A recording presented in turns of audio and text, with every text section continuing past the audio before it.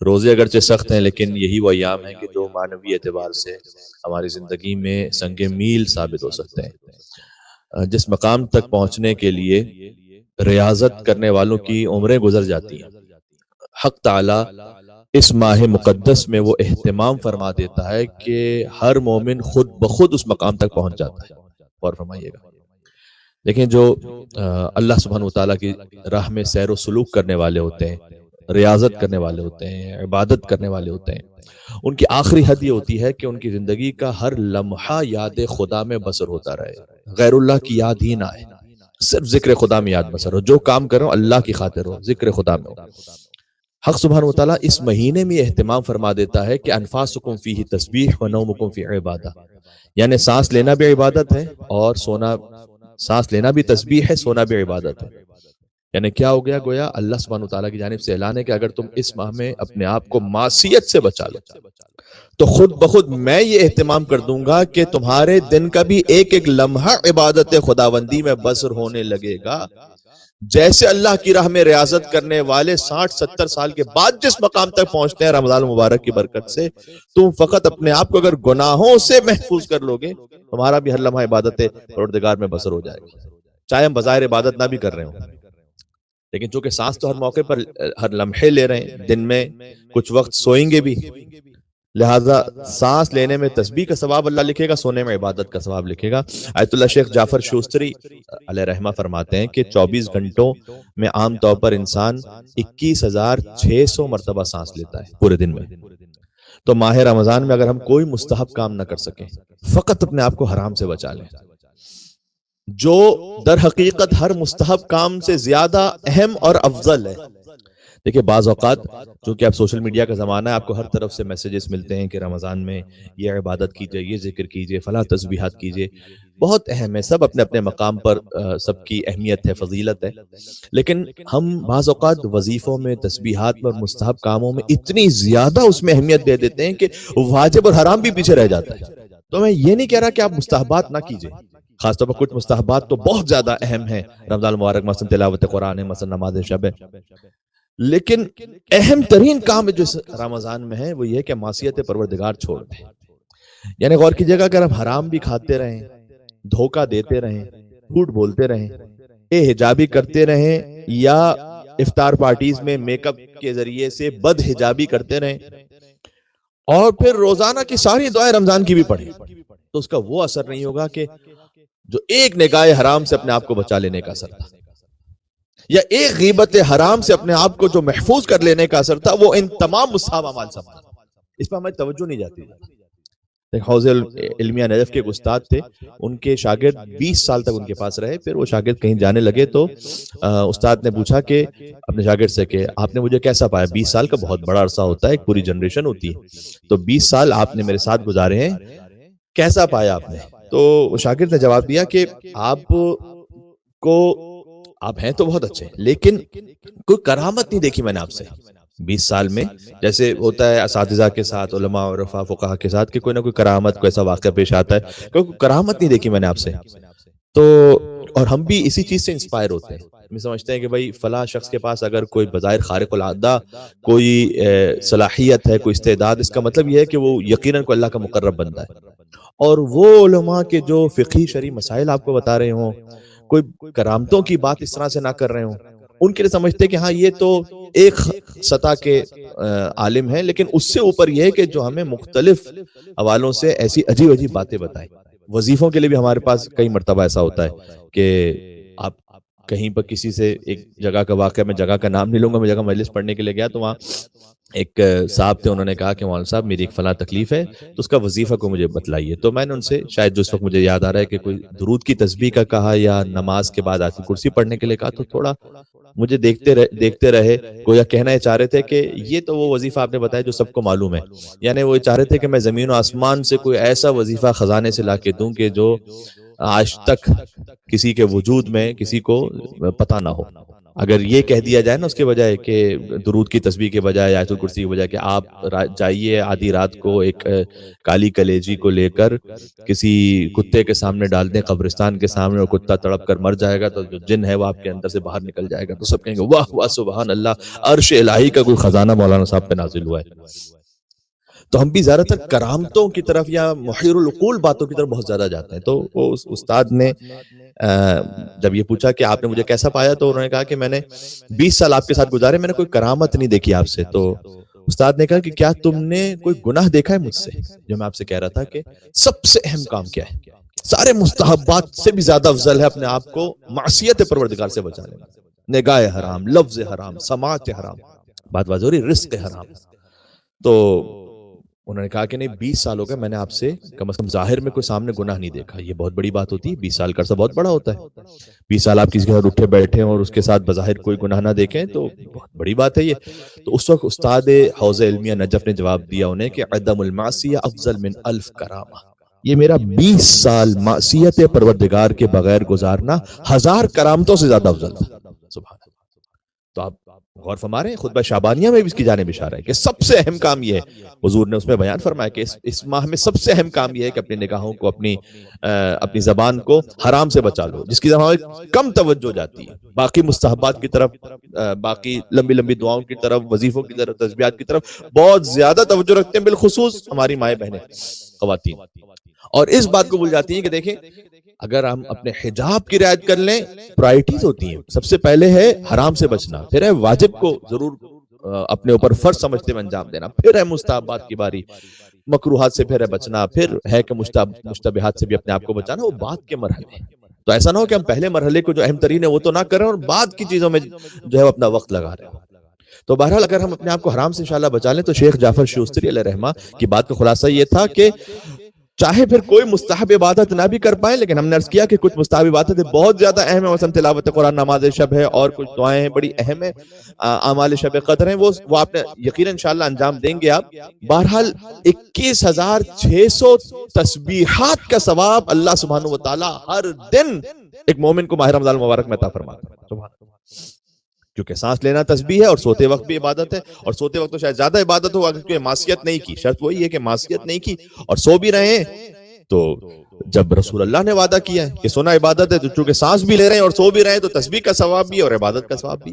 لہٰذا عرض یہ کرنا چاہ رہا ہوں کہ یہ ماہ وہ عظمتیں رکھتا ہے کہ ہماری زندگی کے لیے ٹرننگ پوائنٹ ثابت ہو سکتا ہے۔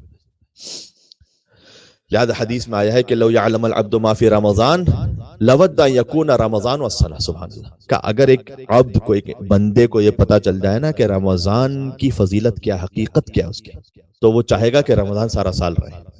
ابھی تو یہ کہ ماشاءاللہ جوش ہوتا ہے ابتدائی روزوں میں کہ جب شب قدر ختم ہوتی ہے تو آہستہ آہستہ لوگ ریورس کاؤنٹ ڈاؤن شروع ہو جاتا ہے نا، کب عید میں آخری جمعہ نکل گیا، 4 دن رہ گئے، بس ایک آخری سنڈے رہ گیا ہے، یہ سب کاؤنٹ ڈاؤن شروع ہوتا ہے کہ اگر یہ مجھ سمیت میں آپ سب کے لیے کہہ رہا ہوں، میں کہنے والا کوئی سننے والے سے افضل نہیں ہے، میں اپنے آپ کو یقین فرمائیے گا بلا تکلف کہہ رہا ہوں کہ آپ سارے سننے والے وہ مجھ سے بہتر ہوں گے، اللہ تعالیٰ مجھے بھی توفیق عطا فرمائے۔ اور اسے کہہ رہا ہوں کہ اگر ہمیں رمضان کی حقیقت پتہ چل جائے، یہ امام نے فرمایا، تو وہ عبد یہ چاہے گا کہ رمضان سارا سال رہے۔ اچھا اولیاء خدا کا اسی طرح سے معاملہ تھا، ہمارا تو خیر رمضان کا شیڈیول اور بیفور رمضان آفٹر رمضان کافی فرق ہوتا ہے، شوال آتا ہے تو عید کے دن ہی بہت ساروں کا جو شیطان ہے وہ باہر نکل آ جاتا ہے، لیکن اولیاء خدا کا معاملہ کیا تھا؟ امیر المومنین کی شہادت ہے، اس میں ہم ایک مل کے صلوات بھیجے گا، نام ہے امیر المومنین علی بن ابی طالب علیہ السلام، اللہم صلی علی محمد وعلی محمد۔ تو مولا علی علیہ السلام کی جب شہادت ہو گئی تو ان کی کنیز سے پوچھا گیا کہ یہ بتلاؤ کہ علی کے حالات زندگی کیسے تھے، تو اس کنیز نے کہا کہ میں تفصیل سے بتاؤں یا مختصر بتاؤں؟ مختصر بتاؤ۔ تو اس نے جواب یہ دیا کہ علی کی زندگی مختصر یہ سن لو کہ میں نے کئی سال علی کی خدمت کی، لیکن کبھی دن میں علی کے لیے کھانا نہیں لگایا اور کبھی رات میں علی کے لیے بستر نہیں بچھایا، سبحان اللہ۔ ہمارا تو رمضان بھی ایسا نہیں گزر سکتا عزیزان گرامی، وہ تو خیر ظاہر امیر المومنین قائد الغر المحجلین امام المتقین علیہ الصلوۃ والسلام۔ پھر اس نے یہ کہا کہ میری زندگی گزر گئی لیکن میں نے، یہ بہت بڑا جملہ ہے، ایک تو یہ کہا کہ میں نے دن میں کبھی کھانا نہیں لگایا، رات میں بستر نہیں بچھایا، پھر کہا کہ علی کے ساتھ زندگی جب گزری تو رمضان، میں نے علی کے رمضان اور علی کے شوال میں کوئی فرق ہی نہیں محسوس کیا. سبحان اللہ. تو اولیاء خدا کے لیے تو اسی طرح جو میں نے حدیث سنائی آپ کو، لَوَدَّ أَن يَكُونَ رمضان السَّنَہ، وہ چاہے گا اگر ایک بندہ مومن کو پتہ چلتا ہے کہ رمضان میں اس کو کیا کچھ عطا ہو رہا ہے کہ رمضان سارا سال رہے، تو اولیاء خدا کے لیے تو رمضان ہی کی کیفیت رہتی ہے سارا سال. لیکن ہم جیسے عام انسانوں کے لیے انشاءاللہ رمضان اگر اچھی طرح سے گزر جائے تو غنیمت ہے انشاءاللہ. اور سمجھنے کی بات ہے کہ بہت بڑی اپورچونٹی ہمارے سامنے. اب چونکہ اللہ کی خاص رحمت ہے اس ماہ میں، لہذا تکالیف شرعی بھی جو نا بڑھ جاتی ہے. اس کو ہمیں سمجھنا چاہیے. یعنی تکالیف یعنی کیا؟ واجبات، فرائض. یہ اردو والا تکلیف نہیں ہے، یہ شریعت کی ذمہ داریوں والا تکلیف ہے کہ شریعت کی ذمہ داریاں بڑھ جاتی ہیں. اچھا اگر سیکولر نگاہ سے دیکھیں تو ایک بوجھ ہے جو اللہ نے ڈالا ہوا ہے، یعنی ایک ذمہ داری ہے، بہرحال ٹھیک ادا کرنی ہے. لیکن اگر معنویات کی نگاہ سے دیکھیں تو تکلیف یعنی تکریم. غور کیجیے، یعنی اللہ نے ہمیں اس لائق سمجھا ہے کہ ہم پر کوئی ذمہ داری رکھی جا سکے. صحیح ہے؟ جو حیوان ہے وہ تو اس لائق نہیں نا. تو تکلیف جو ہے وہ گدھے گھوڑوں کے لیے، خچروں کے لیے تکلیف نہیں ہے کوئی تکلیف شرعی، اس لیے کہ اللہ نے انہیں لائق نہیں سمجھا. اللہ نے انسان کو لائق سمجھا ہے، اور بالخصوص میں مسلمان کو اور مومن کو لائق سمجھا ہے. تو ایک مرتبہ ہوتا ہے کہ انسان ایک بوجھ سمجھے روزے کو، عبادت کو. ایک مرتبہ یہ کہ نہیں، اللہ سبحانہ و تعالیٰ کی جانب سے اسے تشریف سمجھے، یعنی اللہ نے شرافت عطا کی ہے. وَلَقَدْ كَرَّمْنَا بَنِي آدَمَ، ہم نے بنی آدم کو کرامت اور فضیلت عطا کی. جو شرافت ہے نا، یہ اللہ نے مجھے اس لائق سمجھا کہ مجھ سے کوئی کام لے سکے. ہوتا ہے کوئی دنیاوی اعتبار سے بڑے عہدے کا شخص ہو، وہ آپ سے کوئی کام کہہ دے کہ ارے میرا کام کر دینا، کتنا خوش ہو کے کریں گے. کہہ رہے اس نے مجھے ایک لائق سمجھا ہے، میں اس قابل ہو گیا ہوں کہ وہ مجھے اپنا کام کہہ رہا ہے. اب غور کیجئے گا، اللہ تعالیٰ نے ہمیں اس قابل سمجھا، لائق سمجھا ہے کہ ہم پر روزہ فرض کیا. آپ نے دیکھا ہوگا بعض گھروں میں جشن بلوغت منایا جاتا ہے، اب کافی کامن ہوتا جا رہا ہے کہ اب بچہ بالغ ہو گیا تو اس کا جشن تکلیف مناتے ہیں. یعنی کیا؟ یعنی کہ بچہ اب اس قابل ہو گیا ہے کہ خدا کے معین کردہ واجبات اور محرمات اس پر لاگو ہوں گے، امپلیمنٹ ہوں گے. یہ اللہ نے اسے تکریم عطا کی ہے، کرامت ہے، شرافت ہے، ایک عزت ہے. سب سے پہلے جو جشن تکلیف تھا وہ سید ابن طاؤس نے منایا تھا 8ویں صدی ہجری، آج 15ویں صدی ہجری ہے، یعنی آج سے تقریباً 700 سال پہلے. ان کی نگاہ اس نقطے پر تھی کہ خدا نے مجھے اس لائق سمجھا کہ مجھ پر ایک ذمہ داری رکھی ہے. بات واضح ہو رہی ہے؟ ناسمجھ پر یا نالائق پر ذمہ داری نہیں ہوتی. جیسے کہ میں نے کہا کہ اگر کوئی دنیاوی عہدے میں بڑا شخص ہمیں کوئی کام کہہ دے گا تو ہم خوش ہوں گے، اس لیے کہ اس نے ہمیں اس قابل سمجھا، مجھے لائق سمجھا ہے. اب غور کیجئے گا، رمضان المبارک کے اس میسج کو ملائیے گا ان روزوں کو اور اس بات کو امام صادق علیہ السلام کے اس کلام کے ساتھ کہ جب قرآن میں یا ایھا الذین آمنو کے جملے کو پڑھتے تھے نا امام صادق علیہ السلام، جیسے کہ روزے کی آیت میں بھی ہے جو سب کو یاد ہے، یا ایھا الذین آمنو کتب علیکم الصیام، اے ایمان والو تم پر روزہ لکھا گیا ہے. سورہ بقرہ کی آیت، یعنی اللہ نے براہ راست ہمیں مخاطب کیا، یا ایھا الذین آمنو، اے ایمان والو. تو مولا امام صادق علیہ السلام جب اس آیت کو پڑھتے تھے، حصے تک پہنچتے تھے تو فرماتے تھے کہ لذت ما فی النداء ازالت تعب العبادت والعناء، اللہ کی جانب سے جو مجھے پکارے جانے کی لذت ہے، یعنی یا ایھا الذین آمنو کتب علیکم الصیام، اے ایمان والو تم پر روزہ فرض کیا گیا. اللہ نے ہمیں پکارا ہے نا، کوئی فیل کر سکے تو اللہ ہمیں پکار رہا ہے، اے ایمان والو تم پر ہم نے روزہ فرض کیا جیسے تم سے پچھلی امتوں پر فرض کیا تھا تاکہ تم متقی ہو جاؤ. تو امام صادق علیہ السلام کہتے ہیں کہ یا ایھا الذین آمنو کو پڑھ کر کہ یہ جو اللہ کی جانب سے پکارے جانے کی لذت ہے، اس نے عبادت کی تکلیف اور تھکن کو زائل کر دیا. سبحان اللہ. خاص طور پر جب یہ عبادت اللہ تعالیٰ رمضان میں ہم پر واجب کر رہا ہے. دیکھیں ہم دو فضیلتیں نا ان کو مکس کر دیتے ہیں، ہم دو فضیلتوں کو ایک سمجھتے ہیں جبکہ یہ دو ہیں الگ الگ، روزہ اور رمضان. ہم سمجھتے ہیں کہ دونوں مل کر ایک نعمت ہے، نہیں. حقیقت یہ ہے کہ روزہ ایک نعمت الگ سے ہے جس کے اپنے فضائل ہیں، اور یہ جو وقت رمضان ہے، جس زمانے میں جس ظرف میں ہم موجود ہیں، اس کے اپنے جداگانہ فضائل. دیکھیں کتاب من لا یعذر الفقیہ میں ایک بہت لطیف حدیث ہے امام ابو عبداللہ جعفر ابن محمد صادق علیہ السلام سے، اللہم صلی علی محمد وعلی محمد. اللہ نے فرمایا کہ انما یقینا فرض اللہ صیام شہر رمضان علی الانبیاء دون الامم ففضل بهذه الامہ. امام نے فرمایا کہ اللہ نے رمضان کے روزے فقط انبیاء پر فرض کیے تھے. میں کہہ رہا ہوں نا، رمضان کی اپنی ایک حیثیت اور شان ہے. روزہ ایک عبادت ہے، اس کے اپنے فضائل ہیں، رمضان کے زمانے کے اپنے فضائل ہیں، گزشتہ امتوں پر نہیں. یعنی ان پر اگر جو روزہ تھا بھی وہ رمضان میں نہیں تھا. رمضان کا جو روزہ ہے فقط وہ یا سابقہ انبیاء پر تھا یا اس امت محمدی پر ہے. ففضل به هذه الامه، پس اللہ تعالیٰ نے اس امت کو یہ فضیلت عطا کی ہے. یعنی وہی بات کہ ہمیں اس قابل سمجھا ہے کہ وہ فریضہ جو انبیاء کے ذمے اللہ نے لگایا تھا وہ اب آج ہم اور آپ سے لے رہا ہے وہ فریضہ. تو بس روزے کی عبادت ایک الگ حیثیت ہے اور رمضان کی الگ برکتیں. اچھا اس کا فائدہ کیا ہوا؟ اس بات کا میں کیوں کہنا چاہ رہا ہوں یہ بات؟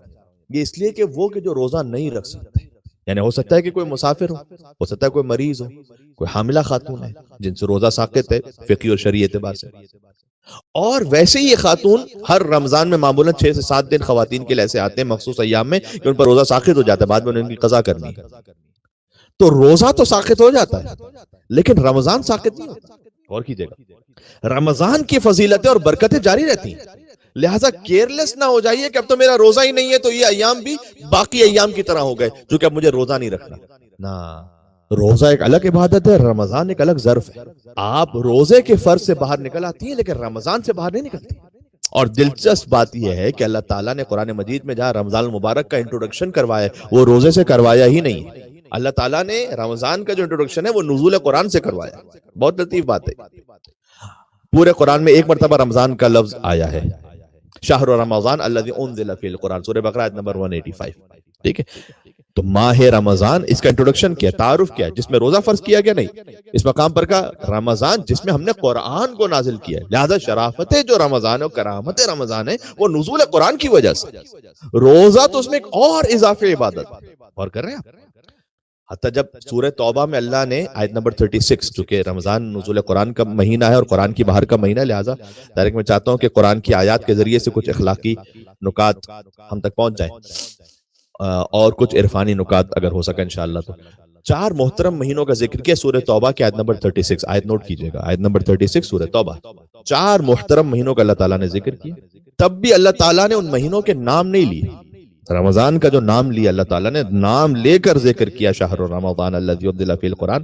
اللہ تعالیٰ نے 4 حرام مہینے جو ہے، حرام یعنی جن کا احترام اور زیادہ ہے، ان کے بھی نام نہیں لیے اللہ نے. ان عدۃ الشہور عند اللہ 12 شہرا، یقیناً مہینوں کی گنتی اللہ کے نزدیک 12 ہے. یعنی جتنے بھی مہینے ہیں وہ 12 ہیں. تاریخ میں اگر آپ دیکھیں تقریباً 80 کے قریب ڈیفرنٹ کیلنڈرز موجود ہیں. 80 مثلا ایجپشن کیلنڈر ہے، رومن کیلنڈر ہے، ہیبریو کیلنڈر ہے کہ جو یہودیوں کا کیلنڈر ہے، ایرانیوں کا شمسی کیلنڈر ہے، اسلامی کیلنڈر قمری مہینوں کے اعتبار سے، چائنیز کیلنڈر ہے اس کا الگ حساب ہے. لیکن جتنے بھی کیلنڈرز ہیں ان سب میں مہینوں کی جو تعداد ہے وہ 12 ہے. ایک لطیف بات ہے چونکہ اللہ تعالیٰ نے معین ہی اس طرح سے کیا کہ ان عدۃ الشہور عند اللہ 12 شہرا، مہینوں کی گنتی اللہ کے نزدیک 12 ہے. فی کتاب اللہ، لوح محفوظ پر 12 ہے.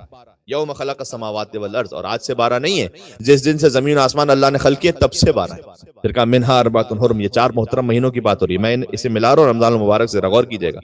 منہا اربعۃ حرم، فرمایا ان 12 میں سے 4 احترام کے مہینے جن میں جنگ کرنا حرام ہے، یعنی رجب المرجب، ذی القعدۃ الحرام، ذی الحجۃ الحرام اور محرم الحرام. یہ 4 احترام کے مہینے، حرام مہینے. اچھا غور کیجئے گا، اللہ نے ان کے کہیں نام نہیں لیے، فقط یہ کہہ دیا کہ منہا اربعۃ الحرم، 4 محترم مہینے. اللہ اکبر. تو اگر یہ 4 محترم مہینے تو پھر رمضان المبارک کیا ہے؟ پھر ایک اصول یاد رکھیے گا، قرآن صامت جس کی ہم تلاوت کرتے جو بہت ثواب ہے، قرآن کی آیتوں کو جب تک آپ قرآن ناطق کے کلام سے نہیں جوڑیں گے تو اصل مطلب جو ہے وہ حاصل نہیں ہو سکے. ہم وہ ہے ہی نہیں کہ جو عقیدہ رکھتے ہوں کہ قرآن کافی ہے. بہت سے مومنین بھی کبھی کسی ایک آیت کو لے کر اپنا مدعا ثابت کرنے کی کوشش کرتے ہیں. آپ ہمیشہ قرآن کی آیت کو ایک تو یہ کہ اور قرآن کی آیتوں میں اسی موضوع کے بارے میں کیا کچھ کہا گیا ہے، پھر احادیث میں کیا فائنل نتیجہ اس سے نکلتا ہے. لہذا امام صادق علیہ السلام جب اس آیت کو پڑھتے تھے کہ منہا اربعۃ حرم، 4 محترم مہینے ہیں، لیکن پھر وہ آگے یوں بھی امام کہتے تھے کہ فغرۃ الشہور شہر اللہ، 4 محترم مہینے ضرور ہیں لیکن مہینوں کا سردار اللہ کا مہینہ ہے، وہ شہر رمضان، اور اللہ کا مہینہ ماہ رمضان. وقلب شہر رمضان لیلۃ القدر. پھر مولا فرماتے تھے کہ جو قلب رمضان المبارک ہے وہ شب قدر ہے. سبحان اللہ. یعنی قرآن کا دل سورہ یاسین ہے اور رمضان کا دل لیلۃ القدر ہے، جو ہم آہستہ آہستہ کوئی یہ تمہید بن رہی ہے بھی لیلۃ القدر تک پہنچنے کے لیے. اب یہ بھی ایک الگ بات ہے کہ جو لیلۃ القدر کی بھی حقیقت ہے وہ راضیہ و مرضیہ، تقیہ و نقیہ، حوراء الانسیہ بی بی فاطمہ زہرا سلام اللہ علیہا اللہم صلی علی محمد وعلی محمد لیلۃ القدر کی حقیقت ہے فاطمہ زہرا سلام اللہ۔ یہ ایک الگ موضوع ہے جو ہے تو بہت دلچسپ، لیکن اس وقت گنجائش بالکل نہیں کہ اس کی تفصیل میں جا سکے۔ تو خود 12 مہینے اللہ سبحانہ وتعالیٰ نے رکھے، ان میں 4 محترم، ان 12 مہینوں کی تعویل میں 12 امام بھی ہیں۔ یہ جو آیت ہے نا سورہ توبہ کے نمبر 36 کہ ان عدت الشہور عند اللہ 12 شہرا، اللہ کے نزدیک مہینوں کی گنتی 12 ہے، ان 12 مہینوں سے مراد 12 امام بھی ہیں۔ میں ایک فقرہ عرض کر دیتا ہوں یہاں پر قرآن فہمی کے لیے، مددگار بھی ہوگا انشاءاللہ۔ یہ دیکھیں، چونکہ ربیع القرآن شہر رمضان، بہار قرآن کی جو ہے وہ ماہ رمضان ہے۔ کل حدیث سنا چکا ہوں کہ جنت 4 لوگوں کی مشتاق ہے، مطعم الجیعان وحافظ اللسان وتالی القرآن وصائم شہر رمضان۔ بھوکے کو کھانا کھلانے والے کی جنت مشتاق ہے، زبان کی حفاظت کرنے والے کی جنت مشتاق ہے، قرآن کی تلاوت کرنے والے کی جنت مشتاق ہے، اور رمضان میں روزہ رکھنے والے کی جنت مشتاق ہے۔ یہ سنا چکا ہوں کہ رمضان اور قرآن کا بڑا گہرا تعلق ہے۔ تو یاد رکھیے گا، ایک بہت امپورٹنٹ بات ہے جو بھی میں نے عرض کیا نا کہ بعض لوگ قرآن کی ایک آیت اسے سمجھتے ہیں کہ بھئی حکم اسلام بس اس کا مطلب ہے کہ ہم نے اخذ کر لیا، حاصل کر لیا۔ فقط اس ایک آیت سے آپ حکم فقہی کو نہیں حاصل کر سکتے۔ کئی مرتبہ آپ اپنے عملی حکم کو فقط ایک آیت سے حاصل نہیں کر سکتے۔ دیکھیں، قرآن کی تلاوت سے ہم زندگی گزارنے کے فنڈامنٹل ضرور سیکھتے ہیں، بنیادیں وہ ضرور حاصل کیجئے، بنیادی عقائد ہیں، پھر اس میں جو تاریخ ہے، اس میں اخلاقیات ہے، وہ ضرور حاصل کیجئے۔ لیکن 2 امور میں ہمیں بڑی احتیاط کرنی ہے۔ وہ یہ کہ قرآن، چونکہ ہم خود فقیہ نہیں ہیں، لہذا ڈائریکٹ کسی مسئلے، فقہی مسئلے کو ڈائریکٹ قرآن کی کسی ایک آیت سے فقط استنباط نہ کر لیجئے، اس لیے کہ ہم میں وہ صلاحیت نہیں، پہلی بات۔ دوسرا، ظاہر سے ہٹ کر، یعنی قرآن کا جو عبارت کا ترجمہ ہے، آیت کا ترجمہ، وہ قرآن کے معنی ہے، اس سے ہدایت حاصل کیجئے۔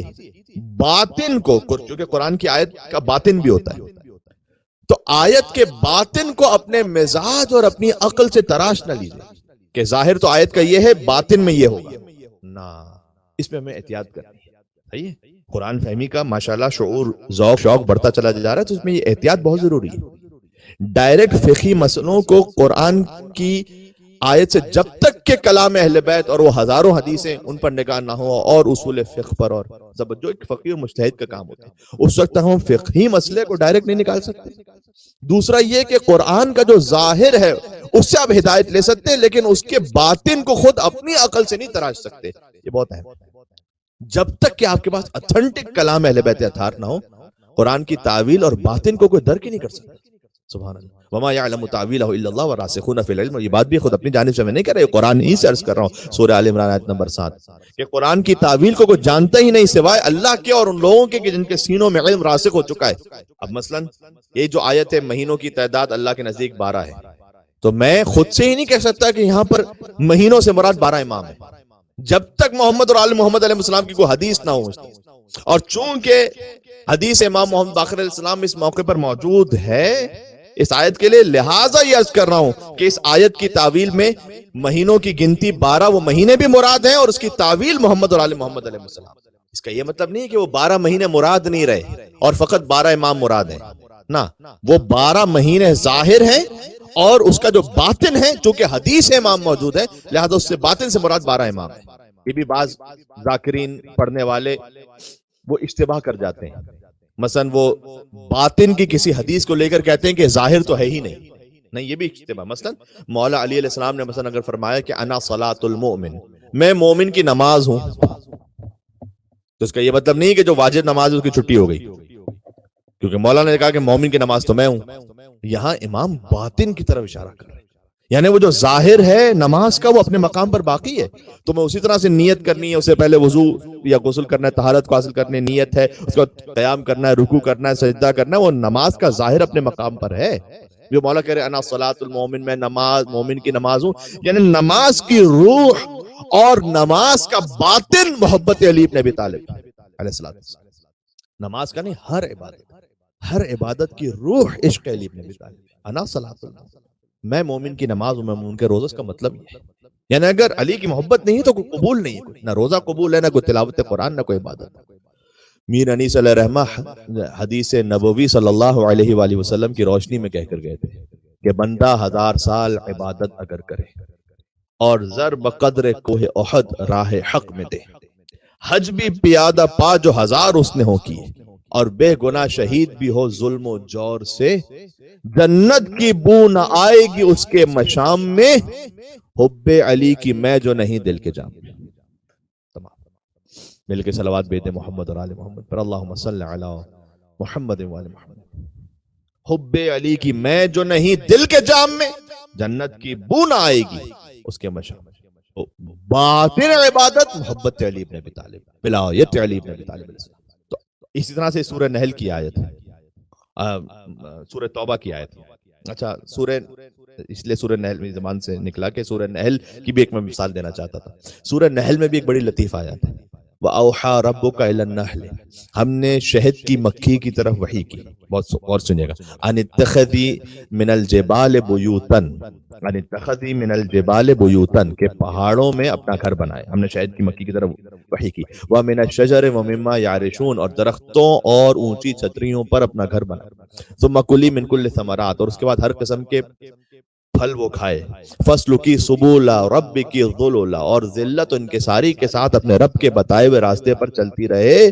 اس کے بعد کہا یخرج من بطونها شراب، اور اسی شہد کی مکھی کے شکم سے ایک خاص قسم کا مائع، شراب یعنی پینے کی شے، خاص قسم کا مائع خارج ہوتا ہے یعنی شہد، مختلف الوان ہو، جس کے رنگ بڑے مختلف ہوتے ہیں۔ سبحان اللہ، اللہ تعالیٰ شہد کا ذکر کر، وفیہ شفاء للناس، اور اس شہد میں انسانوں کے لیے بہت شفا ہے، ان فی ذلک لآیۃ لقوم یتفکرون، اس پورے عمل میں، اس پورے پروسیس میں کہ شہد کی مکھی جاتی ہے پہاڑوں سے، پھلوں سے، پھولوں سے رس کو حاصل کرتی ہے، اور اس کے شکم سے اس پروسیس کے بعد گزرتا ہے، وہ بھی محمد اور آل محمد پر جب وہ درود بھیجتی ہے تب جا کر وہ میٹھے شہد میں تبدیل ہوتا ہے۔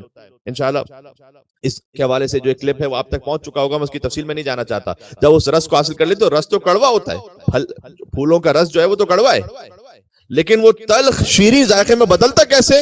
جب وہ شہد کی مکھی محمد اور آل محمد پر درود بھیجتی ہے۔ یہ روایت سنا رہا ہوں، فقط خطابت نہیں۔ اللہم صلی علی محمد و آل محمد، اللہم صلی علی محمد و آل محمد، اللہم صلی علی محمد و آل محمد۔ تو یہ جو پورا پروسیس ہے، ان فی ذلک لآیۃ لقوم یتفکرون، اللہ تعالیٰ نے کہا اس پورے عمل میں نشانیاں ہیں ان لوگوں کے لیے جو غور و فکر سے کام لیتے ہیں۔ اچھا تو بہت واضح ہے کہ آیت شہد کے بارے میں کوئی ڈاؤٹ نہیں ہے، بالکل ظاہر آیت کا موجود ہے، لیکن تفسیر فرات کوفی میں جا کے دیکھیے گا، آج سے 1200 سال قدیمی تفسیر ہے، امام کا کلام لکھا ہوا ہے کہ ما یخرج من علم امیر المومنین علی بن ابی طالب فہو الشفاء۔ سبحان اللہ، اس شہد سے مراد آیت میں علم علی بن ابی طالب علیہ السلام ہے، جو علی بن ابی طالب کی ذات مقدس سے علم خارج اور صادر ہو رہا ہے، فہو الشفاء، وہ تمام انسانوں کے لیے شفا ہے۔ سبحان اللہ۔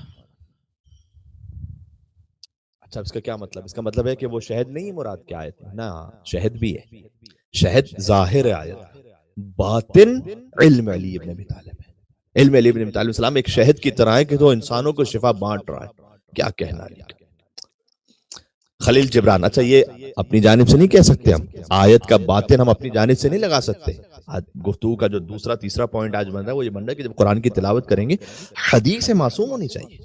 میں نے آپ کو تفسیر فرات کوفی سے حدیث سنائی، میرا دل چاہ رہا ہے، میری شاعری میں آ رہا ہے، میری خطابت، میری لفاظی میں آ رہا ہے، ایسا نہیں ہو سکتا۔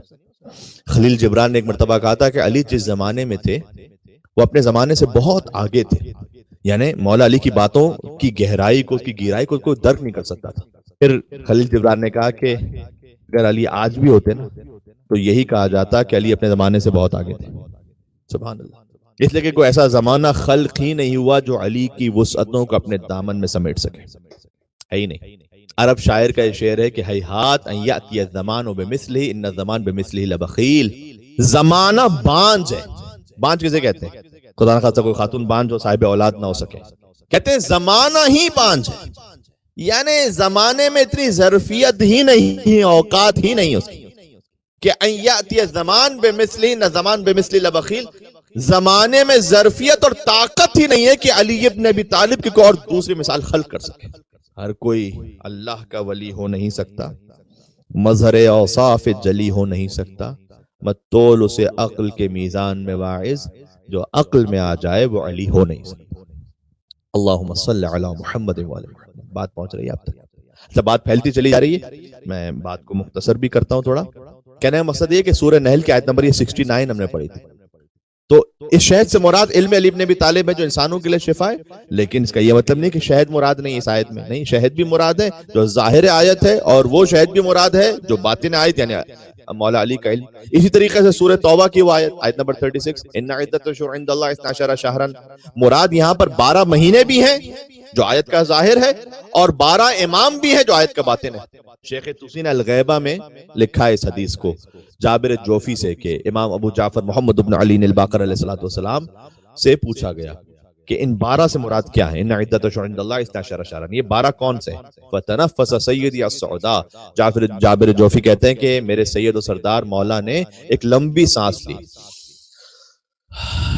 اس طرح سے بلا تشبیہ، یعنی ہوتا ہے نا ایک مسئلہ بہت اہم اور حساس ہوتا ہے، پھر کہہ کے بات شروع کرتے ہیں، تو فتنفس سیدی السعداء، اس کے بعد 5ویں امام نے فرمایا یا جابر، یہ جابر بن عبداللہ انصاری نہیں ہے، جابر جوفی ہیں، اما السنہ فہی جدی رسول اللہ صلی اللہ علیہ وآلہ وسلم، یہ جو پورا سال ہے نا، اس پورے سال سے مراد رسول اللہ صلی اللہ علیہ وآلہ وسلم ہے، وَشُعُورُهَا 12 شہرًا، اور جو سال کے 12 مہینے ہیں وہ 12 میں امام ہیں۔ بہت غور کیجئے گا، سال بنتا کس سے؟ مہینوں سے نا، یعنی اگر مہینے نہ ہو تو سال کا وجود ہی نہیں ہے۔ اگر کوئی سال تک پہنچنا چاہتا ہے تو مہینوں کا جب جوڑے گا تب وہ سال تک پہنچے گا۔ سبحان اللہ، انا مدینۃ العلم وعلی بابھا کا مطلب یہ ہے، علی تک تو پہنچو پہلے، پھر رسول اللہ تک پہنچو۔ تو میرے مولا نے کیا فرمایا؟ کہا یہ جو 12 مہینے یہ ہم ہیں، اور یہ 12 جب مکمل ہوتے ہیں جو سال ہیں وہ رسول اللہ ہیں۔ بار بار کہہ رہا ہوں، آیت کا جو باطن ہے وہ فقط اس لیے ڈسکس ہو سکتا ہے کہ کلام اہل بیت میں ہے، فہو امیر المومنین الیہ، اور پھر امام نے کہا کہ 12 جو ہیں وہ امیر المومنین ہیں سے مولا علی سے لے کر الیہ مجھ تک، یعنی مجھ 5ویں امام تک، وَإِلَىٰ ابن جعفر وابنہ موسیٰ وابنہ علی وابنہ محمد وابنہ علی وَإِلَىٰ ابنہ الحسن وَإِلَىٰ ابنہ محمد الہادی المہدی 12، اللہم صلی علی محمد وآل محمد المہدی 12 اماماً۔ پھر امام نے کہا کہ امیر المومنین سے مجھ تک، اور پھر میرے بیٹے جعفر اور ان کے بیٹے موسیٰ اور ان کے بیٹے علی اور ان کے بیٹے محمد اور ان کے بیٹے علی اور ان کے بیٹے حسن اور ان کے بیٹے ہادی المہدی عجل اللہ تعالیٰ فرجہ شریف، یہ 12 ہیں۔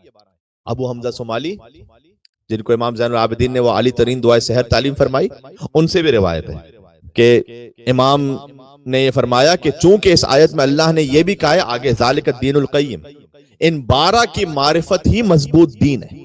ان عدت الشہور عند اللہ 12 شہرا فی کتاب اللہ یوم خلق السماوات والارض منہا اربعۃ حرم ذالک الدین القیم، ذالک الدین القیم یعنی یہ مضبوط دین ہے۔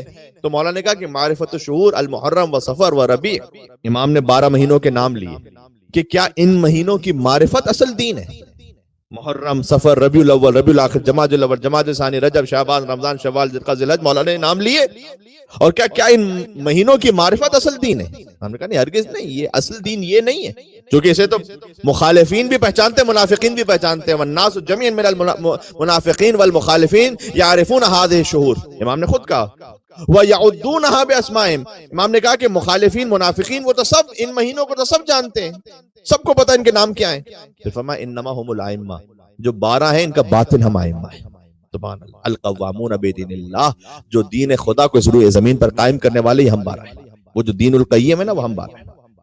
اچھا ایک مطلب باقی رہ گیا مختصر سا، وہ یہ کہ آیت میں یہ بھی تو ہے منہا اربعۃ حرم، کہ وہ جو 12 مہینے تھے ان میں 4 وہ احترام والے مزید مہینے ہیں، تو اگر ائمہ علیہ السلام مراد ہیں باطن میں اس آیت میں، تو ائمہ تو کلنا نور واحد ہے، اولنا اوسطنا آخرنا کلنا محمد ہے، تو اب بہرحال کیا کوئی 4 ایسے ہیں ان ائمہ میں سے بھی کہ جنہیں الگ خصوصیت کے ساتھ شمار کیا گیا ہے کہ 12 مہینوں سے مراد باطن میں 12 امام ہیں، اور پھر وہ جو باطن میں 12 امام ہیں ان میں سے بھی 4 وہ ہیں جنہیں الگ خاص امتیاز اور خصوصیت حاصل ہے؟ کیسا ہے؟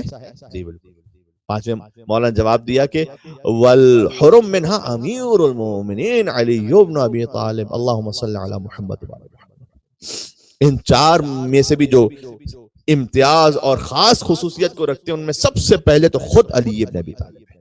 کیا بات ہے، سبحان اللہ۔ وجہ کیا ہے؟ دیکھیں آج شب جمعہ بھی، لہذا میں چاہتا ہوں کہ تھوڑا سا اس مزاج سے بھی بات ہو جائے، اور تھوڑا سا اگر اپنے وقت سے زیادہ نہیں لوں گا لیکن کوشش کروں گا کہ آپ توجہ رکھیے گا، اپنے وقت کے اندر بات ختم کروں سے۔ الذی اشتق اللہ تعالی لہ اسما من اسمہ اللہ، سبحان اللہ، کون وہ چار ائمہ ہیں جنہیں مزید اللہ نے خصوصیت عطا کی ہے؟ کہ وہ کہ اللہ نے جن کے نام کو اپنے نام علی سے مشتق فرمایا ہے.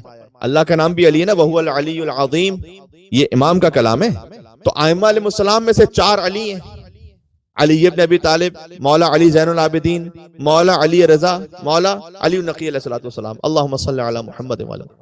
فرمائے کہ چاروں جو مزید زیادہ محترم ہیں، ان میں سے بھی جو سب سے محترم کا مطلب نعوذ باللہ من ذالک کسی اور مطلب پہ نہ جائیے گا. فرمایا کہ انہیں خاص اللہ نے اور بھی منتخب اس لیے فرمایا کہ اللہ نے ان کے نام کو ڈائریکٹ اپنے نام سے مشتق فرمایا. اللہ کا نام بھی علی ہے اور اللہ نے اپنا نام مولا علی کو عطا فرمایا. اور پھر جو ہم نام علی ابن ابی طالب. واہ، میں علی کو خدا بھی نہیں مانتا اور خدا سے جدا بھی نہیں مانتا. یعنی کیا؟ خدا کی صفت کے مظہر تام کا نام ہے علی ابن ابی طالب، جو کہ علی عالم امکان کا مرکز ہے نا، جو سینٹرل جو جس کے گرد پورا عالم امکان گھوم رہا ہے، قطب عالم امکان ہے. علی مولا المؤمنین ہے، علی یعصوب الدین ہے، علی نبی عظیم ہے، علی مبیت الشرک والمشرکین ہے، علی قاتل الناکثین والقاسطین والمارقین ہے، علی ابو الیتامى والمساکین ہے، باب حکمت رب العالمین ہے، عمود الدین ہے، اول العابدین ہے، علی شبیہ ہارون ہے، علی نفس الرسول ہے، علی زوج البتول ہے، علی سیف اللہ المسلول ہے، علی امیر البررہ ہے، قاتل الفجرہ ہے، قسیم الجنت والنار ہے، صاحب اللواء ہے، سید العرب ہے، کشاف الکرم ہے، صدیق اکبر ہے، علی ابن ابی طالب. مولا کی شہادت کا مہینہ اور پہلی شب جمعہ ہے. علی ابو السبتین، علی ذوالقرنین، علی ہادی، علی داعی، علی شاہد و مشہود، علی غرۃ المہاجرین، علی صفوۃ الہاشمین ہے، علی کرار غیر فرار ہے، علی برادر جعفر طیار ہے، حازم الاحزاب ہے، قاسم الاسلاب ہے، معز الاولیاء ہے، مذل الاعداء ہے، اخطب الخطباء ہے، قدوۃ اہل الکساء ہے، امام الائمۃ والاتقیاء ہے، قائد اہل البطحاء ہے، ابو السید الشہداء ہے، ممیت البدع ہے، محیی السنہ ہے، موضع العجب ہے، سردار عرب ہے، وارث علم الرسالہ ہے، رئیس الغابہ ہے، حسن الحسین ہے، خلیفۃ الامین ہے، زرغام ہے، ابو الایتام ہے، وسیع ہے، ولی ہاشمی ہے، مکی ہے، مدن ابتہی ہے، طالبی ہے، عروۃ الوثقی ہے، غیث الورا ہے، مصباح الدجا ہے، ابن عم المصطفیٰ ہے، ولی اللہ ہے، سر اللہ ہے، عین اللہ ہے، ید اللہ ہے، خازن علم اللہ اور حب علی رحمت اللہ اور بغض علی لعنت اللہ. اللہم صلی علی محمد وعلی محمد. بات طولانی ہوتی چلی جا رہی ہے، میں بات کو سمیٹتا ہوں. کیا مطلب؟ آج کی گفتگو کا خلاصہ کیا ہوا؟ خلاصہ یہ ہوا کہ ہم نے بات شروع کی، دیکھیں رمضان ہم بہت محترم مہینے میں، وہ محترم مہینہ جو ان چار محترم مہینوں سے بھی زیادہ افضل ہے، ان سے ساری بات شروع ہوئی کہ ان مہینوں میں در حقیقت ان سے مراد ائمہ علیہ السلام ہے، رمضان ان سے بھی افضل ہے. لہذا شاید اس تک اس کی وجہ یہ ہو کہ رمضان اللہ کا مہینہ ہے، تو بہرحال اللہ تو ان ائمہ کا بھی خالق ہے. تو جیسے اللہ سبحانہ و تعالی وہ ائمہ کا خالق ہے، وہ واجب الوجود ہے، اس طریقے سے رمضان المبارک چار محترم مہینوں سے بھی زیادہ افضل ہے. اور ہم نے ابتدا میں عرض کیا، جو بہت اہم نکتہ ہے اس کو بھول نہ جائیے گا، کہ رمضان المبارک میں اللہ تعالیٰ وہ جو عرفاء، علماء، فقہا، مرتاضین وہ ریاضت کرتے ہوئے 60-70 سال میں جس مقام تک پہنچتے ہیں، اللہ سبحانہ و تعالی رمضان میں خود بخود وہ موقع ہمیں فراہم کر رہا ہے کہ ایک عام مومن ہوتے ہوئے بھی ہم اس مقام کو درک کریں. یعنی ہمارا بھی ہر لمحہ عبادت میں بسر ہو. میں نے مثال دی 21,600 سانسیں ہم لیتے ہیں تقریباً دن میں، اور ہر سانس کا لینا تسبیح ہے، لہذا 21,600 تسبیح لکھی جا رہی ہیں ہر دن کچھ نہ کرتے ہوئے. سب سے اہم کیا ہے؟ روزانہ ایک ریزولوشن اپنے سے، جب سحری میں اٹھے نا، آج کے دن مجھے حرام نہیں کرنا، یہ سب سے نگاہ حرام نہیں کرنی، زبان حرام نہیں چلانی، دل میں غلط خیال نہیں لے کر آنا، رزق حرام سے اپنے آپ کو بچانا ہے. اگر ہم نے یہ کر لیا تو یقین جانے گا یہ ہر مستحب عمل اور عبادت سے افضل ہوگا. آج کی مجلس کا خلاصہ ہو گیا، ہو سکا تو یہیں سے بات شروع کریں گے. اور شب جمعہ ہے، تندی جمعرات جسے ہم کہتے ہیں، ہمارے ہاں بر صغیر میں ایک لفظ کہا جاتا ہے پہلی شب جمعہ. زیارت وارثہ تو آپ پڑھیں گے ہی، کہ میری گزارش ہے کہ ایک سلام مولا علی علیہ السلام کی خدمت میں بھی کیجیے گا. آج مولا علی کا ذکر ہوا، ماشاءاللہ اللہ تعالیٰ نے توفیق سعادت عطا کی. السلام علیک یا امیر المومنین کہہ کر کم از کم ایک سلام، اور ورنہ اگر زیارت امین اللہ پڑھ سکے تو کیا ہی کیا ہے. کیوں کہہ رہا ہوں میں؟ شب جمعہ ہم زیارت مولا حسین تو پڑھتے ہیں، لیکن زیارت مولا علی سے اتنی توجہ نہیں جاتی اس طرح. وہ ہم کیوں میں کہہ رہا ہوں شب جمعہ زیارت مولا علیہ السلام پڑھنا اسے غافل رہ جاتے ہیں. در حقیقت شب جمعہ مولا علی کی زیارت کرنا سنت ملائکہ مقربین ہے. لہٰذا رمضان المبارک کے شب جمعہ بیٹھے بیٹھے کہیں السلام علیکم امیر المومنین، میرے ساتھ کہیے گا، یہ مولا علی کو سلام ہو گیا انشاءاللہ. السلام علیکم امین اللہ فی ارض وحجتہ علی خلق. سبحان اللہ. روایت ہے کہ جب رسول اللہ صلی اللہ علیہ وسلم معراج پر گئے نا تو چوتھے آسمان پر مولا علی کو دیکھا.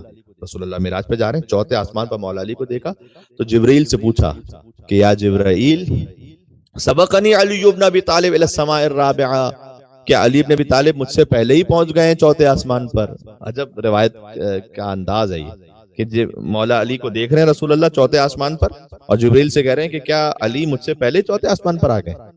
تو جبرائیل نے کہا نہیں یا رسول اللہ ولکن الملائکہ، اب یہ علی نہیں ہے در حقیقت. اچھا جب جبرائیل جانتے تو کیا رسول اللہ نہیں جانتے؟ جن کے صدقے میں اور جن کے نور کا صدقہ ہے جبرائیل کی خلقت، کیا رسول اللہ نہیں جانتے؟ یقیناً جانتے ہیں، لیکن روایت کا انداز اس طرح ہے کہ جب وہ مکالمہ کریں گے تو بات ہم جیسوں تک پہنچے گی.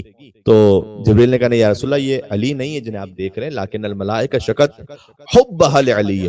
جب اللہ نے علی بن ابی طالب کو خلق کیا نا اور یعنی زمین پر بھیج دیا، میری مراد یہ خلق تو انہیں نور اول خلق اول ہو، تو جب انہیں زمین پر بھیج دیا تو ملائکہ نے شکوہ کیا کہ علی جب عرش پر تھے تو مولا علی کی زیارت کر لیتے تھے. سبحان اللہ. یہ میں شب جمعہ کی بات کہہ رہا ہوں، کیا مولا علی کی زیارت کر لیتے تھے؟ لیکن اب ہم علی کی زیارت سے محروم ہو گئے. فخلق اللہ ھذا الملک من نور علی وصورت علی، تو اللہ تعالیٰ نے اس فرشتے کو خلق کیا ہے کہ جو علی کے نور سے بھی ہے اور علی کی صورت میں بھی ہے. میں مسلمانوں سے کہتا ہوں کہ آپ بحث کرتے ہیں اس بات پر کہ رسول نور ہے یا نہیں، آل رسول نور ہے یا نہیں، علی کے نور سے فرشتے خلق ہوتے. خلق اللہ ھذا الملک من نور علی وصورت علی، اللہ تعالیٰ نے اس علی ابن ابی طالب علیہ السلام کے نور سے اور صورت علی پر یعنی شبیہ علی ابن ابی طالب خلق کیا ایک فرشتے کو. فالملائکۃ تزور فی کل لیلۃ جمعۃ 70 مرۃ، تو ملائکہ جو ہیں وہ شب جمعہ اور یعنی ایک مرتبہ نہیں 70 مرۃ 70 مرتبہ اس فرشتے کی جو نور علی سے اور صورت علی پر خلق ہوا ہے وہ زیارت کرتے ہیں. اس لیے میں آپ سے کہہ رہا تھا کہ مولا علیہ السلام کی زیارت بھی انشاءاللہ شب جمعہ پڑھا کریں. وَيُسَبِّحُونَ اللَّهَ تَعَالَى وَيُقَدِّسُونَهُ، اور جب وہ اس شبیہ علی کی زیارت پر جاتے ہیں تو اللہ کی تسبیح کرتے ہیں ملائکہ، اللہ کی تقدیس کرتے ہیں. وَيُؤْدُونَ ثَوَابَهُ لِمُحِبِّ علی، آپ کا دل باغ باغ ہو جائے گا انشاءاللہ جملے کو سن کر. اور علی ابن ابی طالب کے محبوں کو سارا ثواب اپنی تسبیح کا، تقدیس کا، عبادت کا ہدیہ کر دیتے ہیں شب جمعہ. اللہم صلی علی محمد. تو ملائکہ وہ شبیہ علی کی زیارت کریں. اب اس سے ایک بات اور سمجھ میں آتی ہے، باتیں تو بہت نکل جاتی ہیں.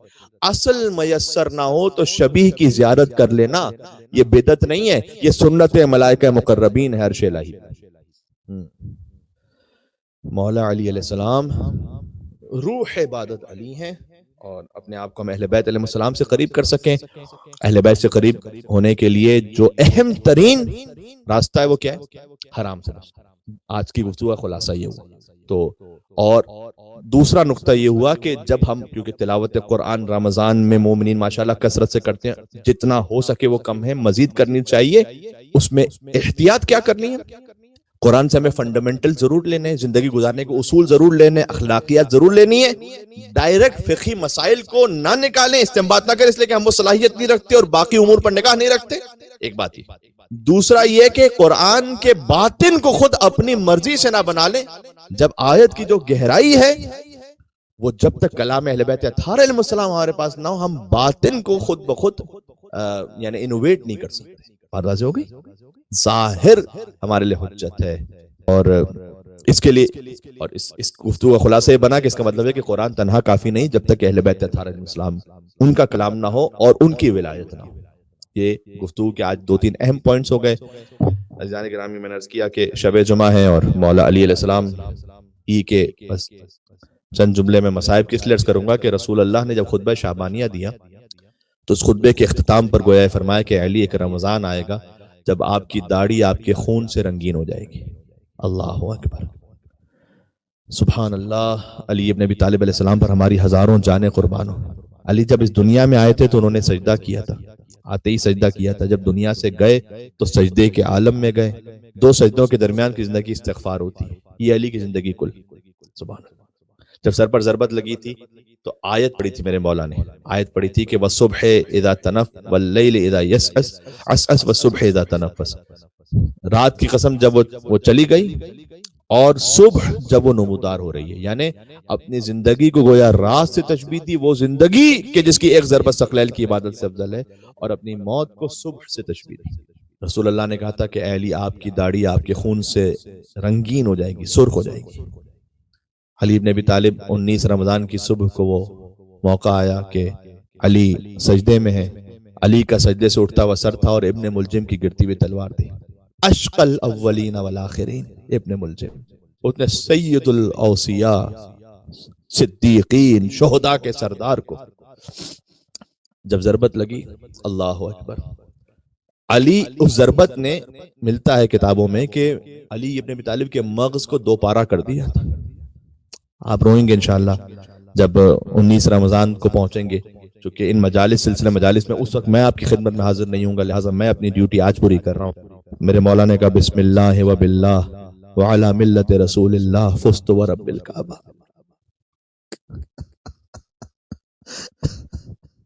کعبے کے رب کی قسم علی کامیاب ہو گیا۔